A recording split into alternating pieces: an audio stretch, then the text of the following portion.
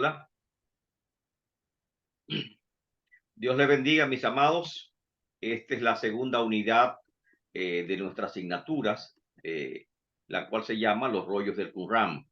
Ya vimos en una primera unidad el descubrimiento inicial, como también algunas expediciones arqueológicas con respecto a las ruinas del Qumran y como también a las cuevas que fueron descubiertas y en algunos detalles acerca de los inventarios de los rollos, sobre todo la fecha de que datan esos rollos y la importancia de ese gran descubrimiento.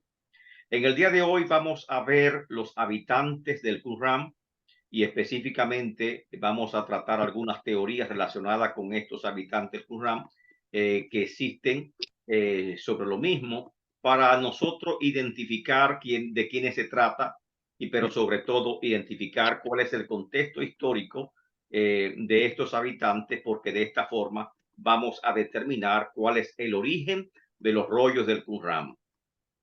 Si tomamos tal vez una postura equivocada, lógicamente es posible que nunca determinemos el origen de los rollos, pero creemos que las pruebas arqueológicas, los estudios realizados han sido grandiosos y esto nos permite a nosotros identificar claramente quiénes eran los habitantes del Qumran. Amén. Así que le damos la bienvenida a esta segunda unidad y aquí tenemos ya la vista de los habitantes del Qumran, conocido también como el Tibet Qumran. ¿Quiénes son? Las ruinas del Qumran. En primer lugar, vimos parte de esta historia en las excavaciones que se realizaron después del descubrimiento, pero hay que notar que durante varios años y a través de 5 expediciones arqueológicas desde el 1947, que fue el descubrimiento, pero ya en el 52 comenzó la primera excavación arqueológica oficial. Amén. Fueron descubiertas, exploradas cuidadosamente las 10 cuevas del Qumran. La primera cueva es un descubrimiento accidental que comentábamos en aquel entonces, que en Dios no hay accidente. Amén, no hay casualidad, sino que hay propósitos en el Señor. Y a pesar de que el mundo científico pensó que era una sola cueva, amén, los beduinos, sin embargo, tuvieron una idea maravillosa, de un principio lógico, que si hay una, hay otras cuevas más esperando ser descubiertas. Y de forma incansable comenzaron a explorar la región y precisamente ellos fueron los que descubrieron la cueva 2 hasta la cueva 6. Amén. Luego, otras excavaciones, se hizo otro descubrimiento. Ahora sabemos que en total hay 10 cuevas, las cuales fueron exploradas cuidadosamente. En las investigaciones jugó un papel protagónico el padre Roland de Vaux, distinguido erudito bíblico, arqueólogo y también director de una famosa escuela de Jerusalén llamada École Biblique. Es un fray de la orden de los dominicos que participó en las excavaciones arqueológicas y en los estudios del rollo del Qumran. Ya vimos algunas fotos de él, amén, en esas expediciones anteriormente, pero veremos también otras más referente a este estudio. De sus expediciones, el padre de Vaux elaboró una de las primeras teorías, profesionalmente hablando, referente a las ruinas del Qumran y sus habitantes, que responde a una de las grandes inquietudes que se levantó en el mundo de la ciencia, amén, con respecto a los manuscritos. Todos querían saber cuál era su origen, de dónde venían, amén, y se elaboraron algunas teorías con respecto a ese origen. Esta teoría, aún muy popular y goza de gran prestigio, se desprende principalmente del estudio de las ruinas del Tibet Qumran, que analizaremos en la presente unidad. En esta etapa, las investigaciones se encontraban en el estudio de la actividad y la presencia humana en dicha ruina durante la antigüedad. No se trata de excavaciones en las cuevas, sino que hubo o existe unas ruinas, amén, llamadas Tibet Qumran, cerca de las cuevas, que parece ser una serie de edificaciones abandonadas, amén, que tienen muchísimos años de antigüedad. Al ser descubierta en la segunda gran expedición oficial, amén, de inmediato los arqueólogos se preguntaron si había alguna relación con esas edificaciones y las cuevas del Qumran, donde se habían descubierto esa gran cantidad de rollos, amén, conocidos como los rollos del Mar Muerto. Así que el estudio cuidadoso de los yacimientos del Kibet Qumran demuestra que sí, que efectivamente existieron varios periodos de ocupaciones en esos edificios, los cuales tuvieron lugar en la antigüedad a través de diversos periodos, y que efectivamente se comprobó que hay una relación estrecha que está, diríamos, probada por los descubrimientos arqueológicos entre las ruinas del Kibet Qumran y las cuevas del Qumran. O sea, que los habitantes, antiguos habitantes del Kibet Qumran, sean cuales fueran, muchos les llaman los qumramitas, otros les llaman los esenios, pero se sabe ya por las excavaciones que hubieron grandes periodos de ocupación y que tal vez diferentes comunidades ocuparon esos lugares, amén, esos edificios del Kibet Qumran. Según los estudios arqueológicos, se distinguen dos grandes periodos. El primero es el periodo de la monarquía hebrea, que es el periodo más antiguo. Efectivamente, en los niveles más bajos de la ruina del Qumran se encuentran restos de muralla y cerámica que pertenecen al periodo arqueológico conocido como la Edad de Hierro II, señalando que hubo un primer asentamiento que se remonta hasta los siglos VIII y VII antes de Cristo. Esto corresponde lógicamente al periodo de la monarquía hebrea. Uno de los fragmentos de cerámicas encontrado en ese nivel llevaba inscrito caracteres fenicios del tipo utilizado para escribir el hebreo de esa época, o sea, un hebreo bastante antiguo. Recordemos que el idioma original que hablaban los judíos era el hebreo antiguo, que más luego, después de la deportación babilónica, amén, inician hablando lo que es el arameo, que es un dialecto que deriva del hebreo, correcto, y que posteriormente, amén, ya hasta el arameo cayó en desuso y comenzaron a hablar específicamente el griego, luego el latín, y así de forma sucesiva los idiomas fueron evolucionando. Este hebreo en que está escrito es un hebreo bastante antiguo, amén, con caracteres fenicios, que por eso es que se sabe que tiene tanta antigüedad. Una hipótesis es que el Kibet Qumran, estas ruinas que habían encontrado del periodo de la monarquía hebrea, podría identificarse como las torres que el rey Usías de Judá construyó, que aparecen en Segunda de Crónicas 26:10, que dice que construyó torres en el desierto. O sea, esa es una posibilidad que se está jugando. Es una hipótesis, pero que lógicamente no está comprobada. Pero, sin embargo, los estudios arqueológicos muestran que esas ruinas son tan antiguas como la monarquía hebrea y que sí pudieron ser del año 780, o sea, siglo VIII antes de Cristo o siglo VII antes de Cristo. No hay una comprobación definitiva, simplemente se trata de una teoría, amén, que podría ser cierto. No obstante, las evidencias que existen de este periodo en realidad son mínimas. Primero, por dos razones principales. Debido a que el deterioro de la sección antigua de la ruina del Qumran es mucho mayor por el tiempo, lógicamente. Y segundo, a que los materiales de esa época fueron reutilizados como base de construcciones que se hicieron posteriormente en esos edificios, en esas torres. Este es el primer periodo del siglo VIII, siglo VII antes de Cristo, amén, del periodo de la monarquía hebrea. Sin embargo, los arqueólogos logran identificar un segundo periodo de ocupación en el que le llaman periodo greco-romano o periodo helénico, que es lo mismo. Los helenos son los griegos y los romanos. Y especialmente luego de un gran tiempo, un gran lapsus de desocupación, de abandono, porque fueron abandonadas, no se sabe por qué razón estas cuevas, los primeros habitantes las abandonaron, amén, o estos, diríamos, estas torres fueron abandonadas. Las ruinas del Qumran volvieron a tener un segundo asentamiento. ¿Cómo se comprueba esto?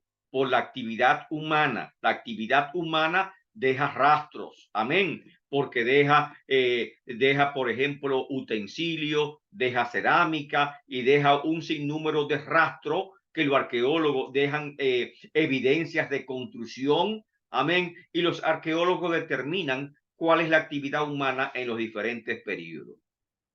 Esto es evidente, el periodo greco-romano, ya que se puede distinguir en los yacimientos del Qumran un nuevo periodo de gran actividad humana, en la cual data del periodo griego, o del cual existen numerosas evidencias arqueológicas que se revelan una gran dinámica social y una gran dinámica religiosa, específicamente en esa época, más que ninguna de esa época, y se presume que es precisamente en esta época en que se originan los famosos rollos del Mar Muerto. Los investigadores, especialmente el padre de Box, identificaron a esta comunidad religiosa como la secta de los esenios, la cual produjo y atesoró la gran cantidad de manuscritos que fueron encontrados en las cuevas del Qumran. Para su estudio, el periodo de la ocupación, conocido como greco-romano o helénico, se subdivide a su vez en tres grandes ciclos. Amén. O sea, ya sabemos que hay dos grandes periodos. Amén. El periodo, amén, de la edad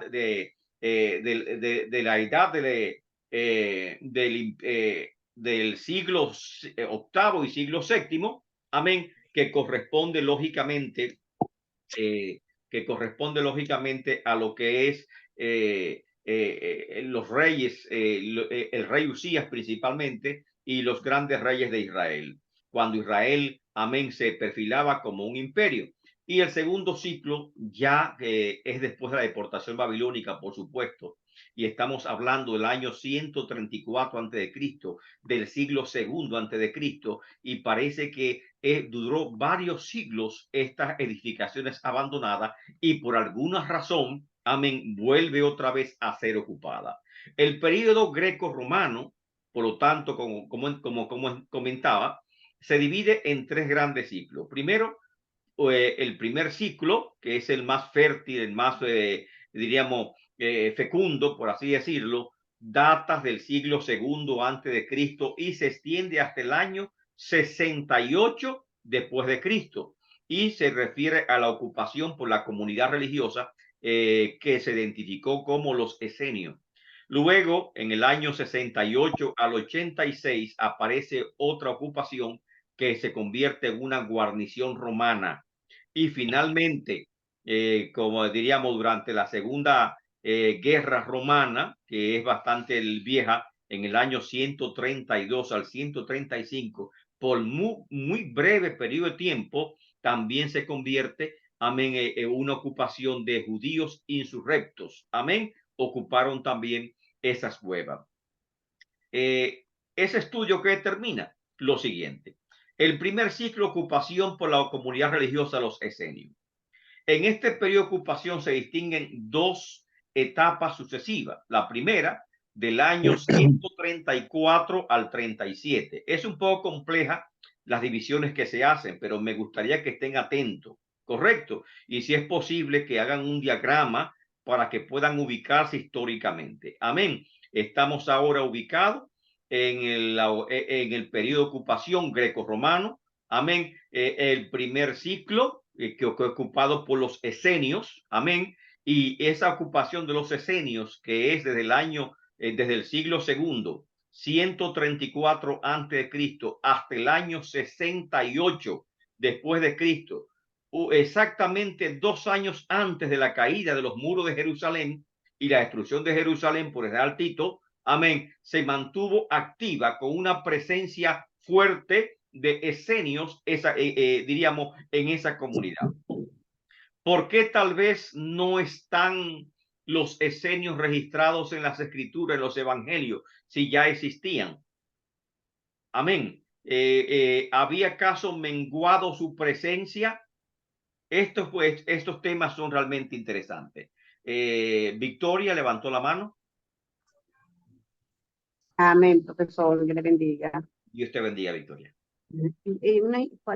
Como ya se está avanzando, yo quiero saber sobre qué significa de la ocupación, donde dice el tema, ocupación de la comunidad religiosa, ocupación de la guarnición romana.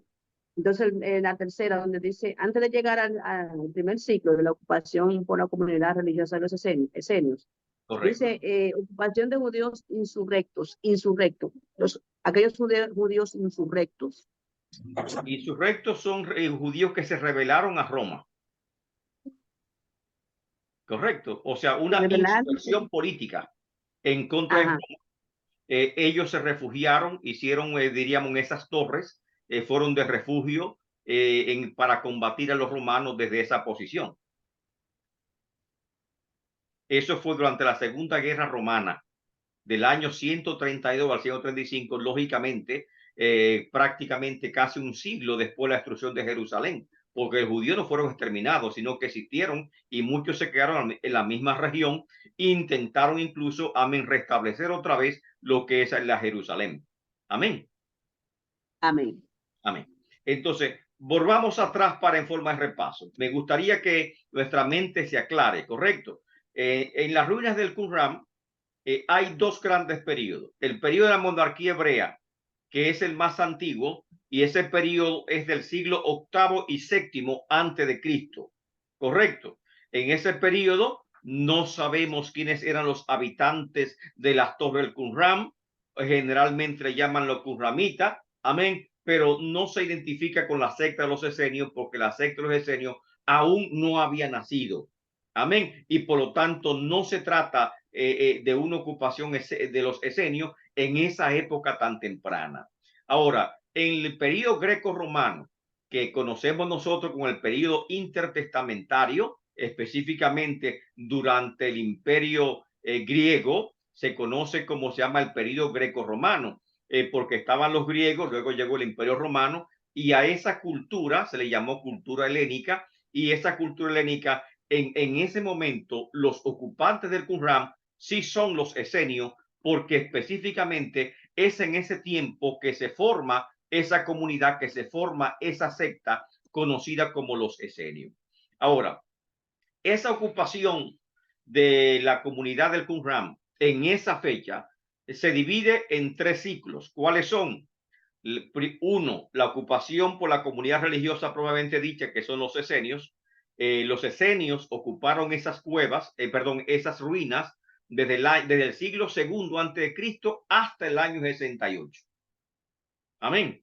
En el año 68, lógicamente, ellos fueron desplazados, fueron atacados. Amén. Los edificios fueron quemados. Amén. Incluso se encontraron flechas romanas y armas romanas como producto de ese ataque, que nos habla de la magnitud del combate que se dio en ese lugar. Y luego de ese combate, los romanos dejaron una guarnición asegurando la región para impedir que se vuelvan a reocupar los edificios del Qumran. Amén. Y por eso es que da lugar a una segunda ocupación que se convierte en una guarnición romana de los años 68 hasta el 86.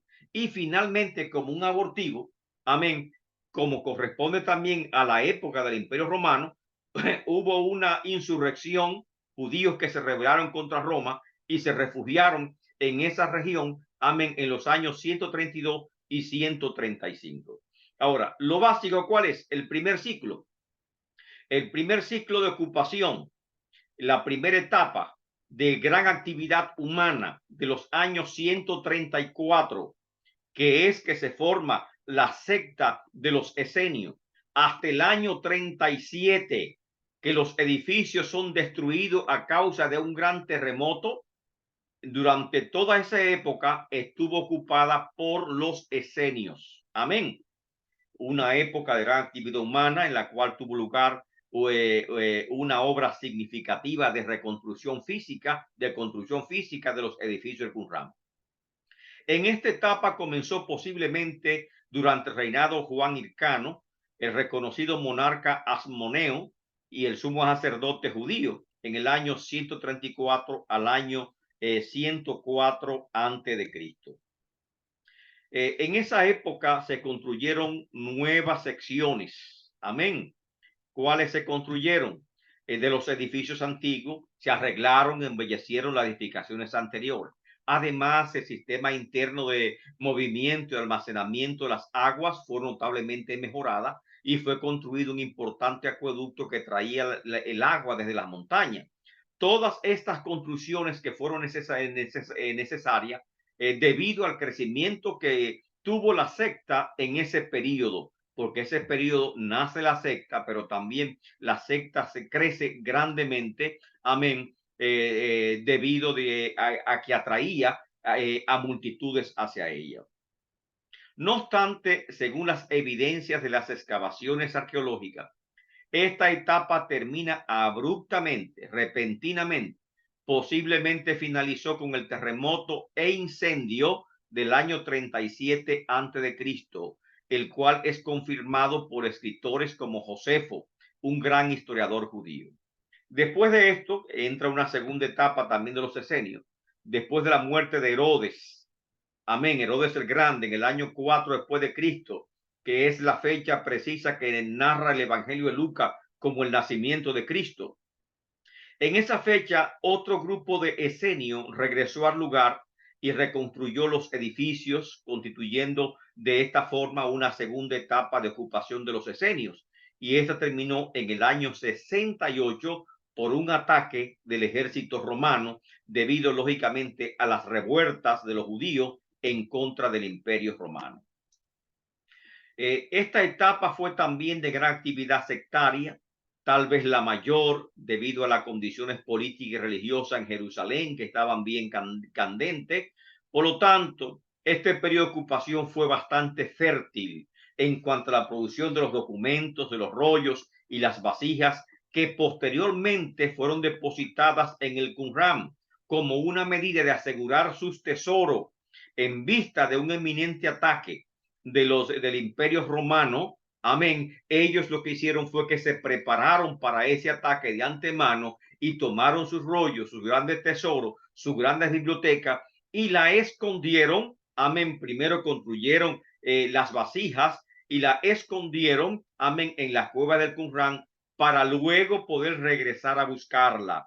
Pero parece que la magnitud de los ataques fue grande porque jamás pudieron regresar a buscar esos tesoros que habían dejado ocultos. Recordemos en la clase anterior que el propio Jeremías compró un terreno en Jerusalén y tomó las letras del terreno y preparó una vasija de barro y la escondió para cuando regresaba de la deportación 70 años después poderla encontrar otra vez. Así que estos pensaron, amén, que la forma en que habían preparado todos los manuscritos y amén en las cuevas se iban a conservar hasta por cientos de años, pero lamentablemente no pudieron regresar por esos rollos que estaban ahí.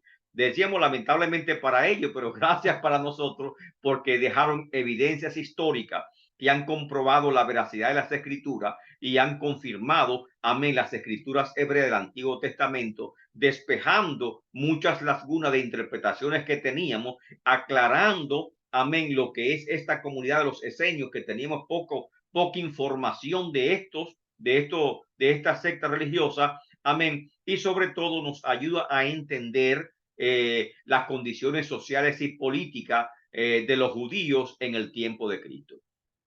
Estos rollos fueron fruto de la reacción de los esenios a las posturas teológicas y a las actividades políticas de sacerdotes y líderes judíos de esa época, amén, que promovían la helenización de Palestina y lógicamente la desacralización del templo de Jerusalén. En un principio, cuando se funda la secta, los esenios ocupan, amén, y construyen esos edificios, amén, pero tenían una postura teológica muy particular, así que ellos comienzan a atesorar esos rollos y comienzan a crear también comentarios acerca de esos rollos, los cuales se conservaron por décadas, por siglos en esa comunidad. En el periodo greco-romano que finalizó en el año 68, cuando las tropas romanas destruyeron los edificios de Qumran como parte de la reacción militar del imperio a las revueltas judías de Jerusalén que tuvieron lugar en los años 66 al 70. La evidencia arqueológica pone de relieve la naturaleza de la destrucción de las ruinas del Qumran y del conflicto también. al encontrar varias puntas de flechas romanas en las excavaciones. ¿Cómo sabemos la fecha? Por una cantidad de monedas que fueron encontradas también, y esas monedas también estaban fechadas, amén, además de las vasijas de barro y además, amén, de los fragmentos que fueron encontrados que eran fácilmente de establecer su fecha. El segundo ciclo de ocupación, ya vimos el primer ciclo de ocupación que fueron los esenios, desde el año 134, cuando se fundan los esenios en el siglo segundo antes de Cristo, hasta el año 68, porque, perdón, hasta el año 37, que es el gran terremoto. Amén. Hasta ahí llegó. El descubrimiento de 83 monedas romanas que datan del siglo del segundo año de la ocupación judía, es decir, 68, porque los romanos ocuparon a Judea debidamente por las revueltas judías. Amén. Y en el 68. Se encontraron 83 monedas del año 68 y 5 monedas que datan del tercer año, o sea, del 69. Esto pone de manifiesto que hubo un segundo ciclo de ocupación en los edificios del Qumran. Luego la destrucción del Qumran en el año 68, y como una medida para evitar la reorganización del grupo de los esenios, que eran una secta religiosa, pero también una secta política o un partido político que tomaba también las armas, amén, muy parecido a los celotes de lo que se habla los evangelios, amén. Se estableció, por lo tanto, una guarnición romana en este lugar por varios años. Estos soldados romanos construyeron barracas, dejaron monedas, amén, y hay una presencia, actividad de ellos hasta el año 90 después de Cristo. Finalmente, amén, hay constancias, amén, de una última ocupación, no de los esenios, sino de judíos insurrectos, amén, al final de la revolución conducida por Bar Kabat en las ruinas del Qumran, amén, de fecha 132 al 135 después de Cristo, como revelan otras monedas descubiertas que corresponden a ese periodo, amén, mucho más tardío. Visto ya los grandes periodos, o quiénes fueron, o no quiénes fueron, sino cuáles fueron los grandes periodos de ocupación que tuvo las ruinas del Qumran, del Kibbutz Qumran, amén, hay que ver las teorías con respecto a los habitantes de esos edificios o de esas torres. Y la primera teoría es la del padre, amén, de Vaux, Roland de Vaux, amén. Es un fraile, sacerdote dominico francés, amén, nacido en París en el 1903, amén, y muere en Jerusalén el 10 de septiembre de 1971.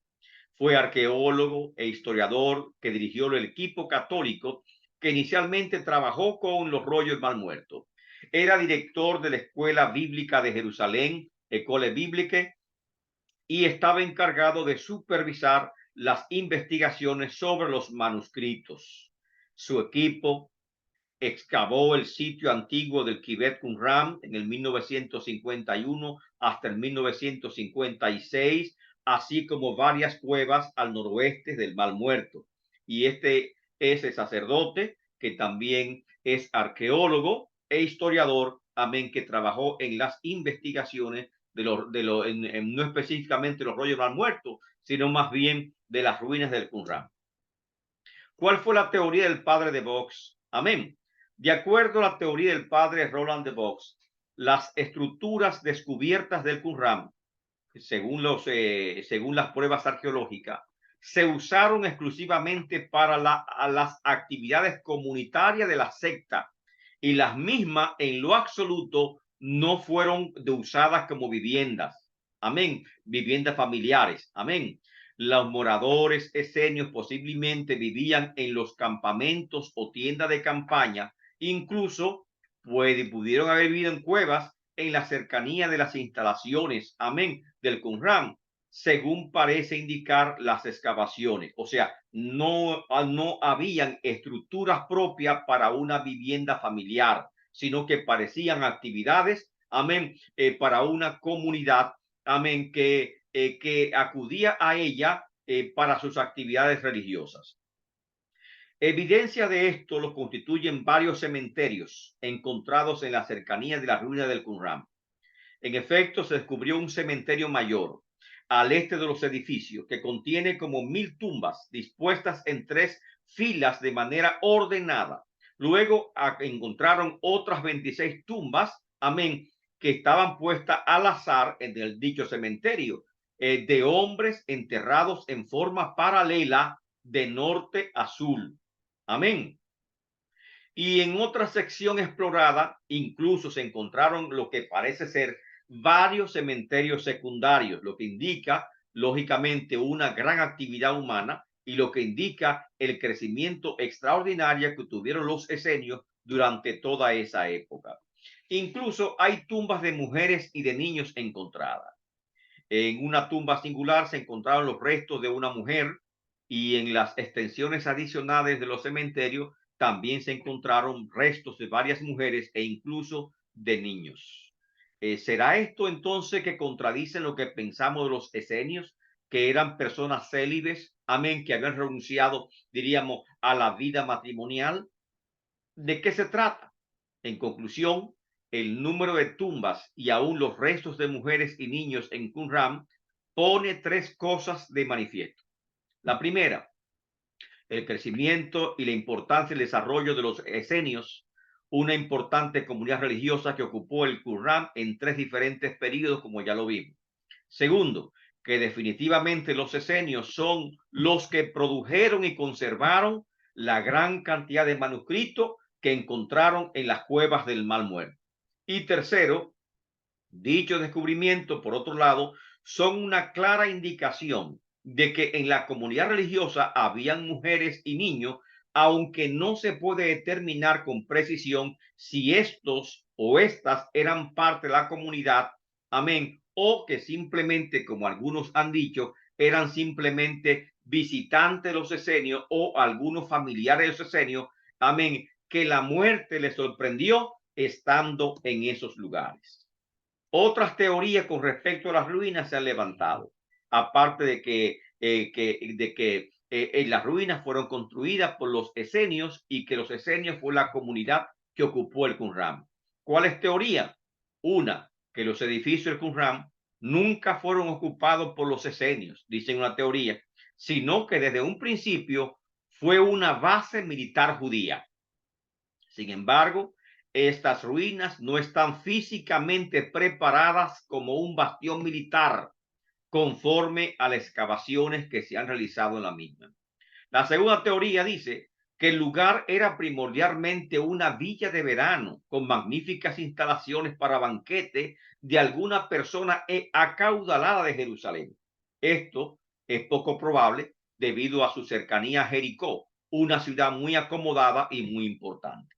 Además, estas teorías no pueden ser aceptadas porque, aparte de las evidencias arqueológicas, amén, ninguna de estas dos teorías explicaría en lo absoluto cuál es el origen de los rollos en el Qumran o los rollos del Mar Muerto, en las cuevas del Mar Muerto. Y por otro lado, esta teoría estaría desvinculando completamente a la ruina del Qumran con las cuevas donde fueron depositados los rollos del Mar Muerto y estaríamos otra vez buscando explicaciones. Además de que no tiene ningún tipo de evidencia arqueológica o científica que pueda comprobar ninguna de esas dos teorías.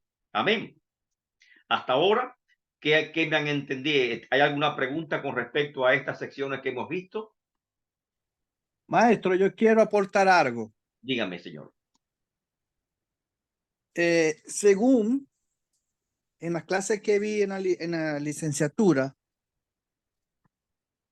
nos informaron, nos explicaron que los esenios nacen cuando los macabeos se hacen del poder. Correcto, así mismo. ¿Verdad? Así mismo es. Porque Es el origen de los esenios. exacto, después que ellos ganan la batalla, que tienen tanto tiempo en la batalla, los sacerdotes se le presentan al hombre y le dicen que él no puede hacerse del poder, porque ellos están esperando al Mesías, ¿verdad? Y él no quiere cederle el poder a los sacerdotes, y él manda darle muerte a los sacerdotes. ¿Quién? Y incluso él le da muerte a varios sacerdotes, ¿De quién usted pero está hablando, otros hermano? huyen. ¿Quién usted está hablando, hermano? Ellos huyen. Jaxi ¿Perdón? Ortega. No, Jaxi Ortega. o sea, ¿de qué personaje histórico usted me está hablando? De los macabeos. Correcto, correcto. La historia de Macabeo viene a continuación, varón. Entonces, porque ellos vienen y le mandan a dar muerte a los sacerdotes, y los sacerdotes salen huyendo. Él le da muerte a algunos, pero otros salen huyendo hacia Qumran. No es tanto, Y es donde nacen los esenios. porque estamos hablando del sumo sacerdote de Jerusalén y este permaneció y no fue muerto por los macabeos. Amén. O sea, vamos a ver la historia a continuación. De lo que hemos dicho hasta ahora, de lo que hemos leído, de lo que hemos estudiado, ¿qué pregunta tiene usted al respecto? Primero, de los periodos, de las dos grandes etapas de ocupación general. Y segundo, de la ocupación en el tiempo helénico, que fueron 3 periodos o 3 fases de ocupación de los esenios. ¿Tiene usted alguna pregunta? Amén. El hermano Manuel Abreu tiene la mano levantada. Sí, doctor. Mi pregunta gira en torno a algo que me ha llamado poderosamente la atención, comprendiendo, no obstante, que antes de usted marcar, evidentemente, que nos refiriéramos a esa parte que usted está expresando, me he movido a pensar sobre los esenios, ¿verdad? Correcto. Como un grupo que fue tan agresivo como los celotes. Entonces, es como contraproducente que un grupo ultra conservador como los esenios fueran violentos, porque conocemos que los celotes en realidad sí, históricamente lo conocíamos, inclusive Barrabás era celote, en sí no era un delincuente, conforme a como el marco pero histórico. los celotes eran violentos y Barrabás era celote y era violento. Era violento, es correcto. Entonces, no conocía esa fase, esa característica. Ahora, los esenios no eran tan violentos como los celotes. Ahora eso es porque ellos se me parece retiraron a la cueva del Qumran y tenían una vida más reservada, más de santificación, más de consagración que de pleitos, que de luchas, que de revuelta. Y por eso es que su presencia no es tan conocida en lo que es el círculo de Jerusalén, porque ahí están brillando los fariseos, los saduceos, que tenían una participación política muy grande. Mientras que los esenios son gente del desierto, ¿entiende? Y al ser gente del desierto, al estilo Juan el Bautista, amén, entonces su vida pública no es tan, diríamos, no está recogida en las escrituras, en los evangelios. Sí, porque según tengo entendido, los esenios y los celotes eran estigmatizados en el Sanedrín. Inclusive, la toma de las decisiones mayormente debía hacerse por consenso, pero ellos eran aupados en cuanto de hecho, no tenían presencia en Sanedrín, ni los celotes ni los esenios tenían presencia en Sanedrín, porque es que ellos odiaban la política y odiaban a los que representaban esos valores políticos, porque ellos no querían tratar directamente, primero con el proceso de helenización. Los esenios veían que estaban, diríamos, ¿cómo se llama? Desacralizando el templo y la religión y la religión judía, y por eso es que se retiran. Amén. Los celotes se retiran por su agresividad política, pero también, sobre todo, amén, no quieren trato con los romanos y se concentran en las regiones en la región más norte de amén, donde Cristo predicó, diríamos, un poquito más distante, lo que es el centro político de Jerusalén. Vamos a verlo más adelante, Emmanuel. A continuación vamos a ver esa parte de la historia, ese contexto histórico necesario para entender a los esenios. Amén. Entonces vamos a continuar, ya que no hay pregunta al respecto, específicamente de lo que hemos visto hasta ahora. Amén. Y hemos visto, ya hemos descartado otras teorías que no se refieren a los esenios y que dicen que no fueron los esenios. La ruina del Qumran. Miren estas imágenes. Amén. Una cosa son las cuevas del Mar Muerto, la cueva de Qumran, y otras cosas son las ruinas del Qumran, del Kibet Qumran. Fueron edificios, edificaciones, amén, torres, como así lo llama, amén, en las montañas del Qumran, y que esas torres muchas veces dice sirvieron de bastión, amén, a la resistencia judía para peleando en contra los romanos. Otros dicen que no es tan cierto, que no fue el último bastión. Se dice que fue el último bastión porque en la segunda revolución romana, amén, judíos insurrectos se refugiaron en esta región para combatir al romano, para refugiarse al romano o huir de los romanos. Y por eso siempre se ha quedado, como se dijo ahorita, Emmanuel, se ha quedado estigmatizado, amén, esa zona como una zona de revuelta política, de rebeldía, ¿verdad? De los que se rebelaron en contra de Roma. Y no se ve como una zona de un grupo religioso que se separó de la sociedad, de la comunidad, para consagrarse de una forma especial. Y de hecho fue así. Vamos a ver esta ruina del Qumran. Descripción de las ruinas. ¿Cuál fue el uso de los edificios del Qumran? ¿Qué nos dice al respecto de las excavaciones arqueológicas? Vamos a ver qué encontrar. En las ruinas existe un edificio principal que evidentemente fue ocupado por la comunidad como su cuartel general o su edificio principal. Este era un cuadrado de unos 36 metros de lado, o sea, bastante grande. 36 metros es un salón bastante grande, amén, que prácticamente, si es una iglesia, es un templo bastante, ¿verdad?, que caben bastantes personas. Fue construido por grandes piedras sin labrar, con una torre fortificada en la esquina noroccidental. Esa torre fortificada posiblemente era de observatorio, amén, o tenía otros usos. Existen también numerosas salas grandes, adecuadas para reuniones.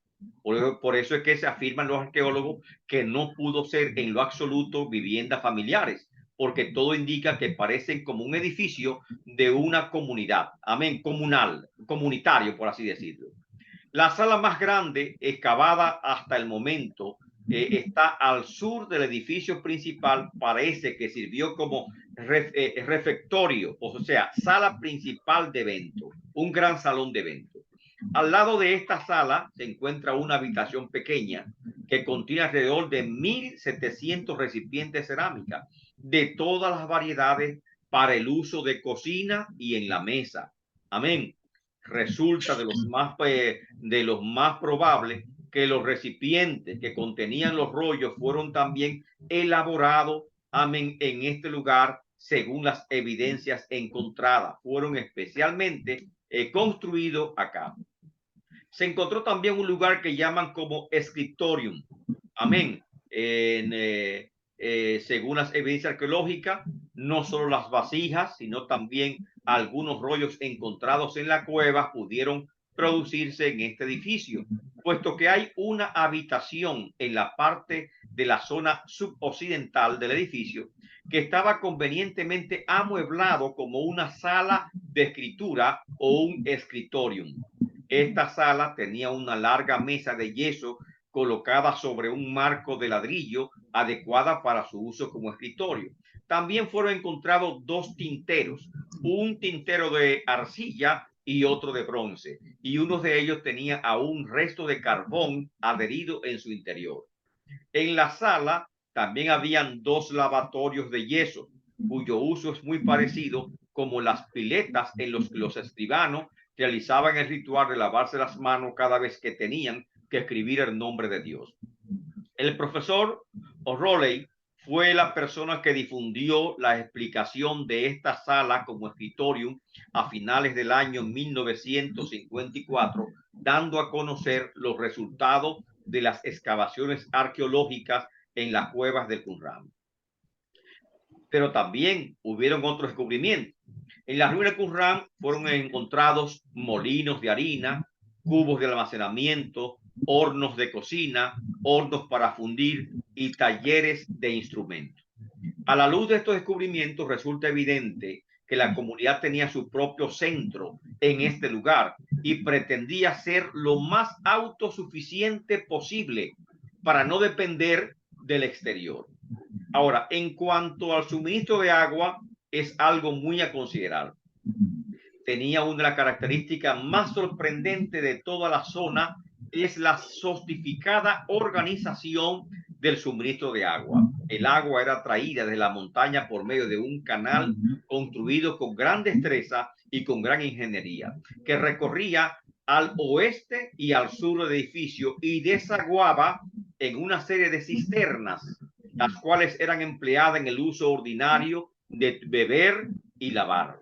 Pero también habían numerosas piscinas o baptisterios, los cuales eran empleados posiblemente en la purificación ritual. Indica que la comunidad era de numerosas sectas judías que practicaban el bautismo, las cuales florecieron en el Valle del Jordán en los años anteriores y posteriores de la era cristiana. Amén. ¿Alguna pregunta sobre cómo está, sobre estos descubrimientos? ¿Cómo estaba distribuido las torres del Qumran? Bien. ¿Quiénes fueron los habitantes del Qumran en definitiva? ¿Qué pruebas arqueológicas existen? Amén.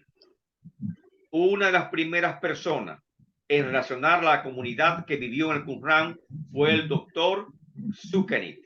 Al leer los manuscritos recién adquiridos, en particular el manual de disciplina, Sukenit rápidamente se dio cuenta de la gran similitud entre las prácticas y creencias de esa comunidad con los grupos escénicos. Tal vez llegó a esa conclusión por los escritos del historiador judío Flavio Josefo, en los cuales se presentan los diferentes grupos judíos que estuvieron particularmente activos desde mediados del siglo II hasta la destrucción de Jerusalén en el año 70.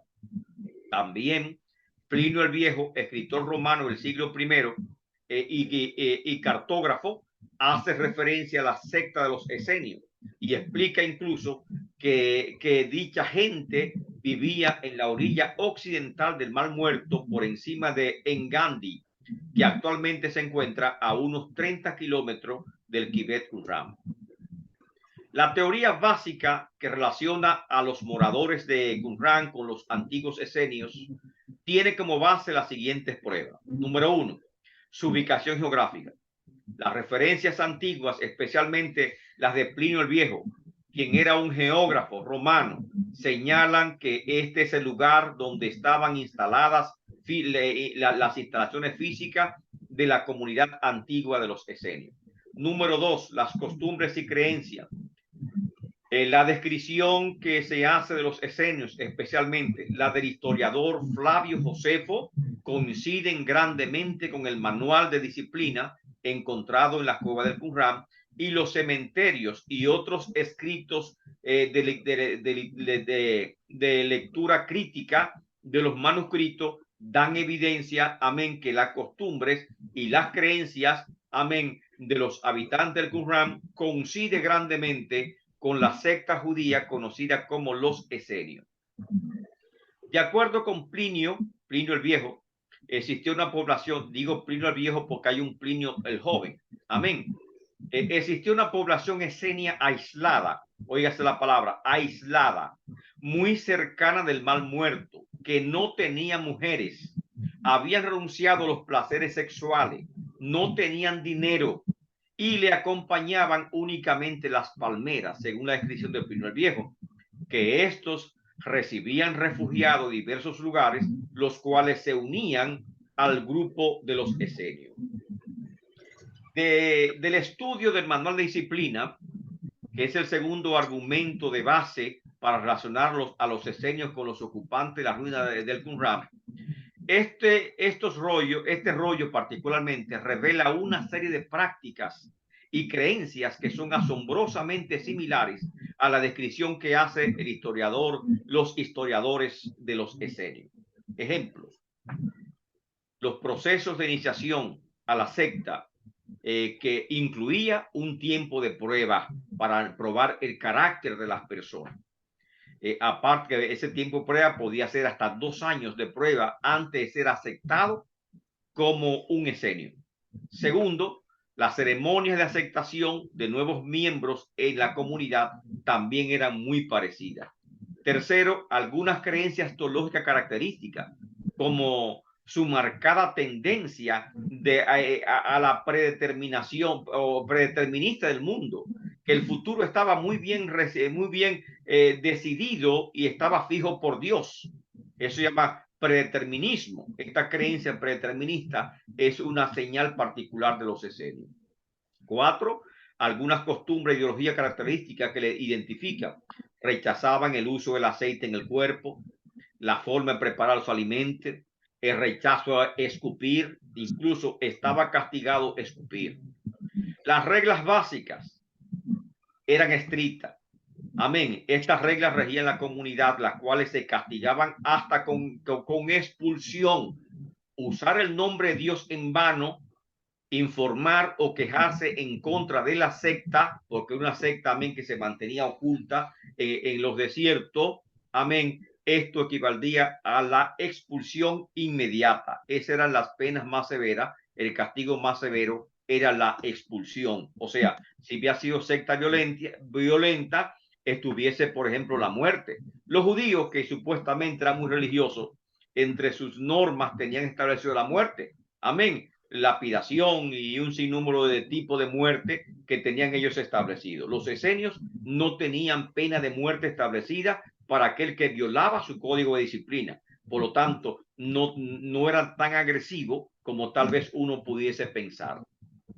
Normas que conllevan el castigo de reducción de los alimentos por un año. O sea, si usted que infringía una de estas normas, como era una comunidad que era autosuficiente, que se abastecía, entonces, y que no tenía dinero, que se producía sus propios alimentos, tal vez los sembraba, amén, no sabemos cómo, amén, igual que su agua, igual que todas las cosas que utilizaban, eran construidos en esa misma comunidad, amén, como también lo hicieron los grandes monasterios en la Edad Media, amén, así los esenios lo hacían, y por lo tanto era como una comunidad, amén, que ahí también recibían alimentos. Tú tenías a cambio que aportar tu trabajo, amén, a la comunidad. Habían turnos en diferentes tipos de trabajo y tú tenías que trabajar, pero no tenías que buscar dinero ni para alimentos, ni para ropa, ni para nada, porque te proveían absolutamente todo, excepto que tenías que cumplir con las normas estrictas de la comunidad. Castigo de reducción de los alimentos por un año. Rebelión en contra norma de la secta. Te rebelas contra norma, te podían castigar por un año. Hablar en contra de los sacerdotes, reducción de alimentos por un año. Insultar a alguien, mentir sobre el dinero, murmurar contra alguien, castigo, reducción de los alimentos por un año. Imagínense en una iglesia que establezcamos este manual de doctrina o este manual de conducta entre los creyentes. Hay muchos que van a estar bastante flacos porque van a comer poco. Responderle a un superior, hay que hacer callado cuando el superior te habla o te responde, porque una disciplina estricta, castigo, reducción de los alimentos por un año. Así que vas a recibir menos, posiblemente la mitad de lo que tú estás acostumbrado a comer si te portas mal y violas esas normas.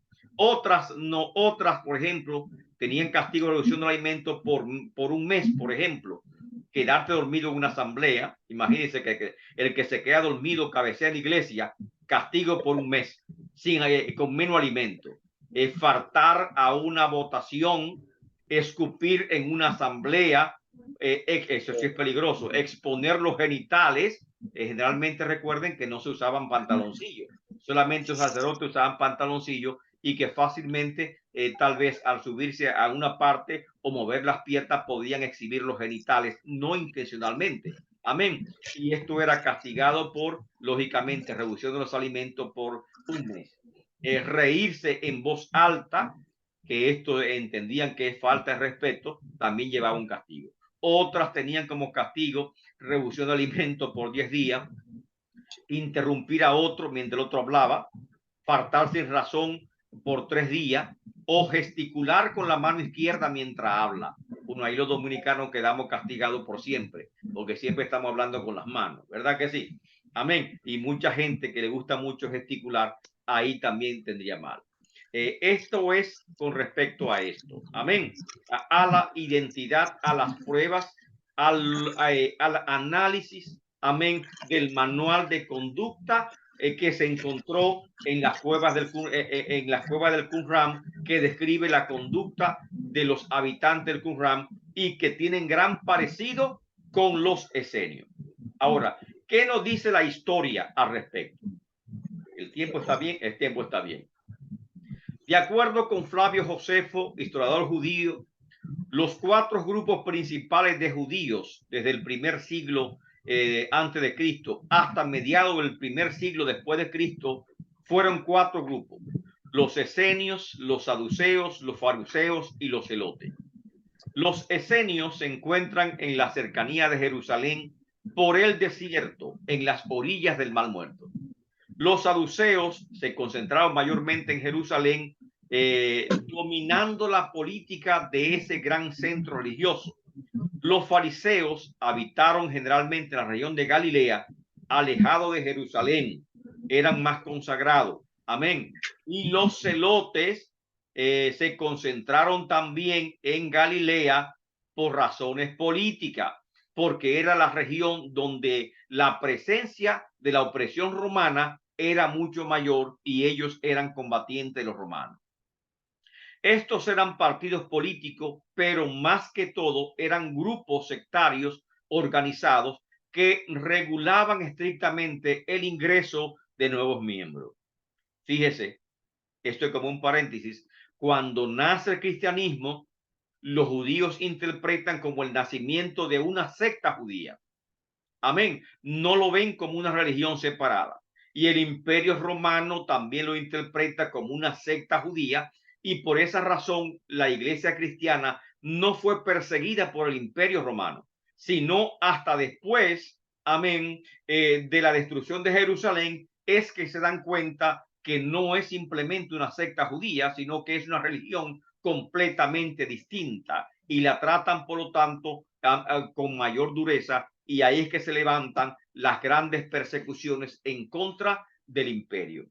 Tal era la confusión que los mismos apóstoles pensaron que era una secta judía. Iban al templo, se reunían a la hora de oración, amén, iban a orar al templo y también acostumbraban a visitar frecuentemente la sinagoga judía, porque ellos se consideraban mayormente judíos. De hecho, los primeros 5 años de la iglesia, todos los miembros fueron esencialmente judíos y no había gentiles. Luego se comienza a abrir la iglesia y comienzan a aceptar a los gentiles en ella, y comienza un poquito a distanciarse históricamente de lo que es el centro judío, y comienza a verse que los cristianos no son secta judía, sino que tienen características completamente distintas. Y para esto se celebró incluso el Gran Concilio de Jerusalén en el año 50, que vemos en el libro de Hechos de los Apóstoles, capítulo 15. Amén. Acerca de cómo permitir que los gentiles ingresen a la iglesia, lo cual no era apropiado. ¿Cómo surgen los esenios? ¿Por qué? ¿Qué motivó el surgimiento de los esenios? ¿Cuál es su contexto histórico? Antíoco IV Epífanes, llamado también el Glorioso. Eso significa Epífanes, el Glorioso. El periodo de helenización. El origen de los esenios se relaciona posiblemente con el desarrollo del periodo de la helenización que arropó a Palestina a principios del siglo II a.C. Hasta esa época, el judaísmo de Palestina mostraba continuidad e incluso manifestaba cierto grado de homogeneidad. Su centro estaba en Jerusalén. Los sacerdotes, los levitas, hacían cumplir las antiguas leyes de Moisés y oficiaban regularmente las fiestas religiosas anuales establecidas en el calendario judío, a pesar de que estaban en el periodo griego, de dominio griego. El sumo sacerdote de ese entonces provenía del linaje de Sadok. ¿Quién es Sadok? Sumo sacerdote en los tiempos del rey David, descendiente de Eleazar, hijo de Aarón, según encontramos en Primera de Crónicas 6, 4 al 8. O sea que tenían un sumo sacerdote legítimo, descendiente legítimamente de Aarón. Estaba, por lo tanto, amén, en la cúspide del poder nacional, el sumo sacerdote, y en muchas ocasiones el sumo sacerdote podía actuar de manera independiente de la potencia extranjera que regía Palestina, que en ese entonces regía Palestina Ptolomeo Filadelfo, amén, de la dinastía Seleucida, que correspondía al imperio persa. Cuando se divide el imperio persa, amén, en 4 grandes regiones, Palestina quedó bajo la dinastía Seleucida o Ptolomeo Filadelfo. A raíz del proceso de helenización que vino con la llegada de Alejandro el Grande, los grupos religiosos y políticos judíos reaccionaron adversamente ante la amenaza del imperio persa y a su vida, sus creencias religiosas, pero sobre todo a su autonomía política, a su control político. Por un lado, la helenización fue bastante agresiva en Palestina. Intentaban transformar culturalmente las comunidades judías de Palestina con su filosofía y práctica, que los griegos presentaron como ejemplares. Imponían la modernización, amén, de las provincias, de todas las provincias del imperio. Esta fue una época de cambio sistemático, sin el cual el que evidentemente amenazaba las costumbres y las tradiciones judías antiguas, especialmente las que estaban en el Talmud. Su meta era imponer la forma de pensar griega de sus grandes filósofos, enseñar las virtudes morales de estos filósofos y la excelencia del cuerpo humano mediante la competencia atlética. Estas eran sus prioridades pedagógicas de los griegos, que paulatinamente fueron sustituyendo los valores morales y la forma de vida que los judíos habían mantenido durante bastantes siglos. ¿Qué ocurre con respecto a esto? Llega Antíoco IV Epifanes. Amén. En este proceso de helenización se hizo patente en Judea y toda Palestina con el ascenso al trono del rey Antíoco IV Epífanes en el año 175 antes de Cristo. Conocemos como el anticristo que menciona el profeta Daniel, quien le dio un contexto militar y político al proceso de helenización. Las nuevas políticas oficiales implementadas exiliaron al sumo sacerdote de Jerusalén, que era descendiente directo, amén, de Aarón. Se llamaba Onías III, tuvo que huir, y también su hijo Onías IV también tuvo que escapar de Jerusalén y fue sustituido por su hermano Jasón, que era un títere de Antíoco IV Epifanes. Por lo menos Jasón también era descendiente directo de Aarón, amén, pero Jasón era títere del gobierno helénico. Jasón se puso por nombre, puso el nombre de Antioquía a una sección de Jerusalén porque era un sacerdote entreísta, y construyó un gimnasio al lado del templo, procurando el estilo de vida helénico, con luchas de gladiadores casi desnudos. También se cambió el nombre y se puso Menelao para identificarse aún más con los griegos, para eliminar los inconvenientes y un potencial rebelión. En el año 70, en Menelao, amén, ordenó asesinar a Onías III, el sumo sacerdote que habían quitado, que era su hermano y que estaba exiliado en Siria. Amén. En el 69, así Menelao comenzó a tomar muchas medidas alocadas, amén, como producto de la helenización. En el 669, le permitió a Antíoco IV Epífanes despojar al templo de Jerusalén de sus tesoros y artículos de valor. Así que el templo se quedó sufrió bastante, por eso llaman la desacralización del templo. En el 168 nuevamente adopta una serie inusitada de leyes impopulares para la comunidad judía que le hicieron sensible. Finalmente, la adoración de Jehová, de Yahvé, el tradicional Dios de los judíos, fue sustituida por la adoración de Zeus, dios de la mitología griega. se prueba el carácter, el calendario solar de 365 días, que sustituye al calendario judío, que es el lunar de 354 días.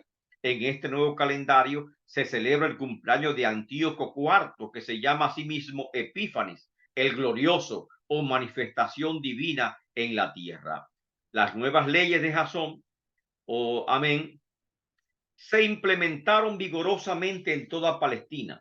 De esas leyes ya Daniel lo había profetizado. Podemos leer el libro de Daniel, los capítulos 8 y 9, habla precisamente sobre estas leyes que iban a señalarse, que conocemos nosotros como profecías del anticristo, que se cumplen en Antíoco IV Epífanes.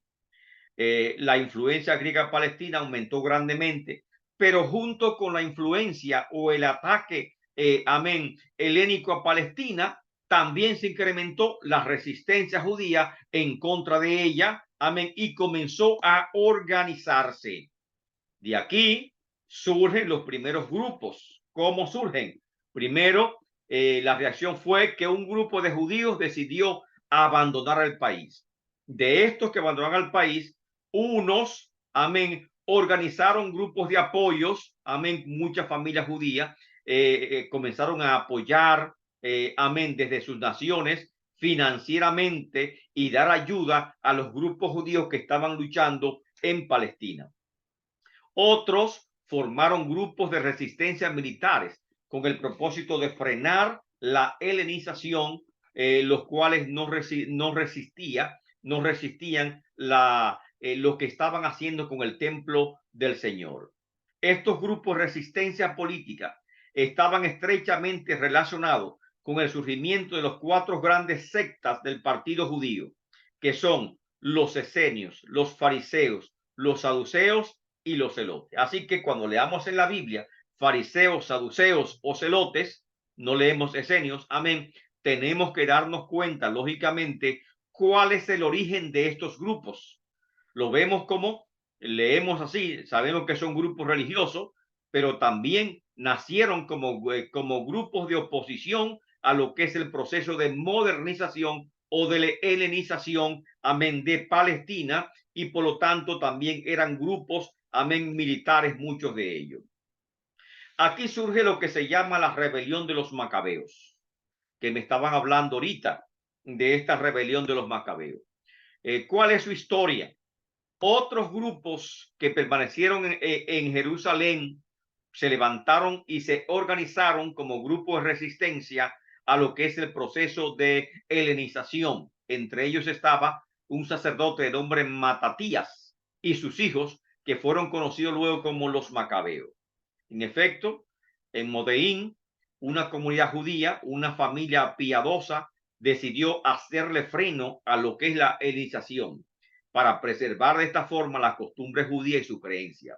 En este lugar, en Modeín, un sacerdote de nombre Matatías asesinó a la primera persona que intentó seguir las nefastas leyes de Menelao. O sea, eran sacerdotes, se entendían que debían practicar la piedad, llegaron al extremo de tomar las armas y levantarse en rebeldía en contra del sistema que se estaba empleando. Amén. Así que tomaron la espada y produjo el primer sangriento asesinato.